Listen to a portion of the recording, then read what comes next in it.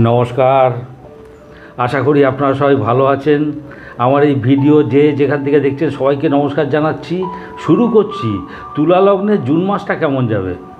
এবার তুলা লগ্ন নিয়ে আলোচনা করতে গেলে প্রথমেই যে দুটো প্ল্যানেটকে নিয়ে আলোচনা করব সেটা হলো বৃহস্পতি আর শনি কম্বিনেশন।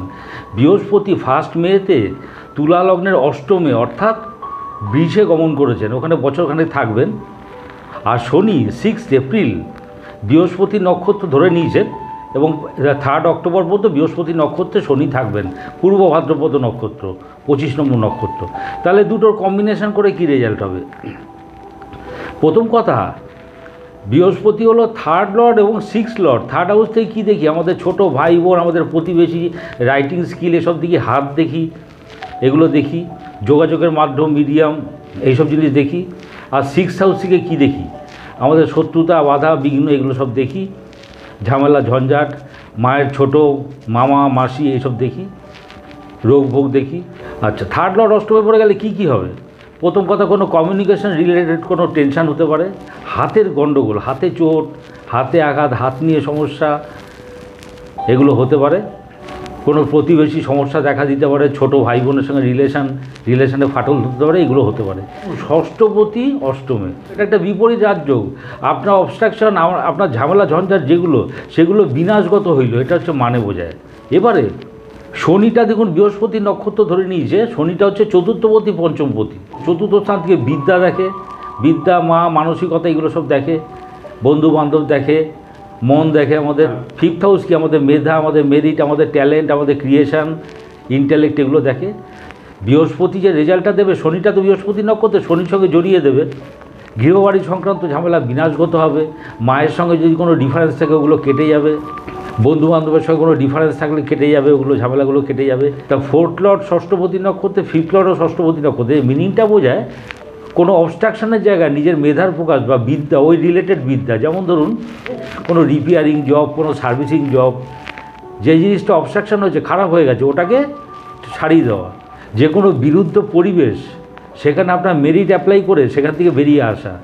সন্তানকে নিয়ে কোনো টেনশন থাকলে এগুলো কেটে যাবে, মানে অনেকগুলো ঝামেলাগুলো কেটে যাবে। এবার আমাদের আলোচ্য বিষয় হলো রবি।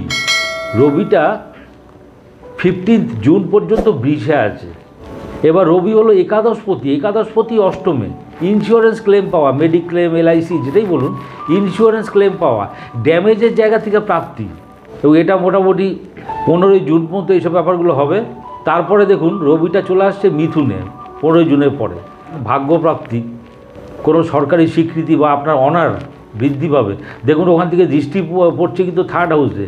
কোনো রাইটিং এবিলিটি বা হাতের স্কিল বা কোনো কমিউনিকেশন বা কন্ট্যাক্ট, সেখান থেকে গেইন করা, ওখান থেকে আপনার সম্মান বৃদ্ধি, এইসব মানে বোঝায় আর কি। আফটার 15 জুন খুবই ভালো। এবার আমরা আলোচনা করব শুক্রকে নিয়ে।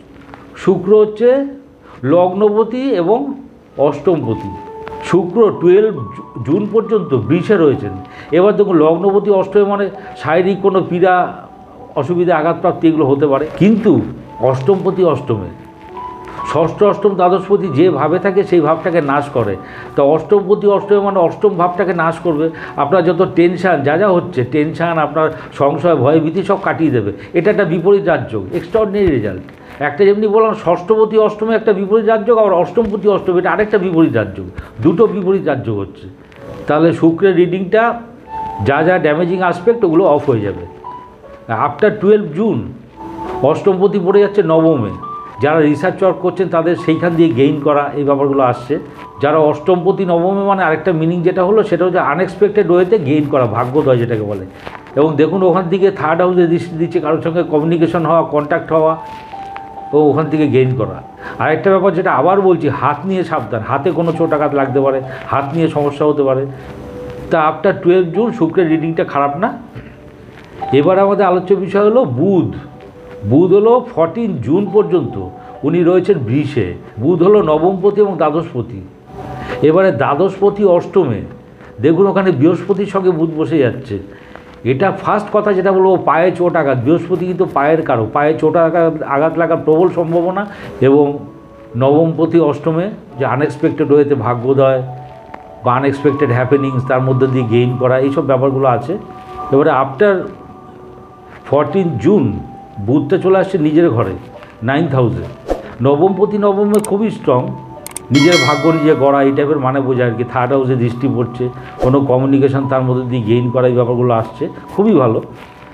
এবারে দ্বাদশপতি নবম, এর মানে হলো বিদেশে ভাগ্য দেয়, এটা বোঝাচ্ছে আফটার 14 জুন।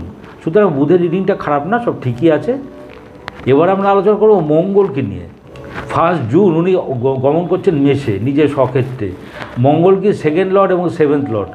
সেভেন্থ লর্ড সেভেন্থে মানে বিজনেসটা খুব ভালো হবে।